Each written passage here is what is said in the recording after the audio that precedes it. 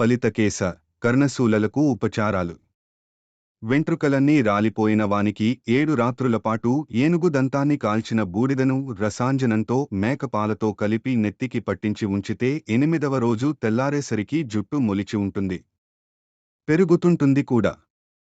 ఒక పావు వంతు భృంగరాజరసానికి పూర్తి, ఒక భాగం నూనెను గుంజ భస్మాన్ని కలిపి రాస్తే జుట్టు బాగా పెరుగుతుంది.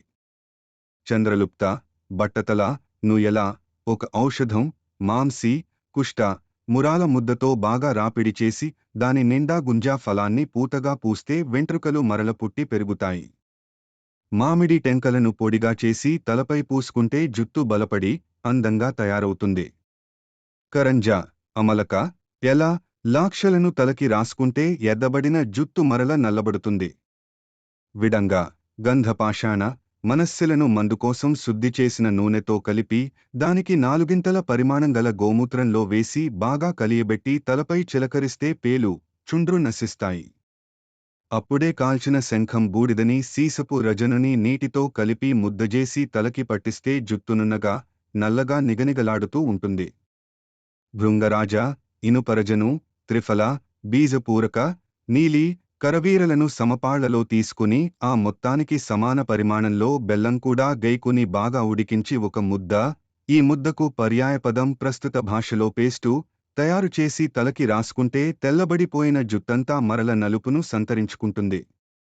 అలాగే మామిడి టెంక, త్రిఫల, నీలి, భృంగరాజ, కాల్చిన ఇనుపరజను, కంజికల మిశ్రమం కూడా వెండి జుట్టును నల్లగా మారుస్తుంది.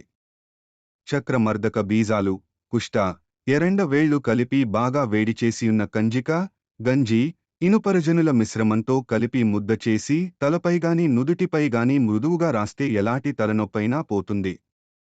గెడ్డుప్పు, వచ, హింగు, కుష్ట, నాగేశ్వర, శతపుష్ప, దేవదారు మూలికలను నూనెలో వేసి ఉడికిస్తే ఒక ఔషధీయ తైలం తయారవుతుంది.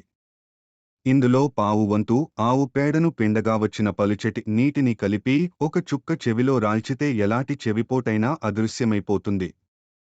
చెవి దుర్వాసన, లాడికారుట, పురుగులు చేరుట వంటి సమస్యలు గెడ్డలుప్పును మేక మూత్రంలో కరిగించి చెవిలో పోస్తే పూర్తిగా నశిస్తాయి.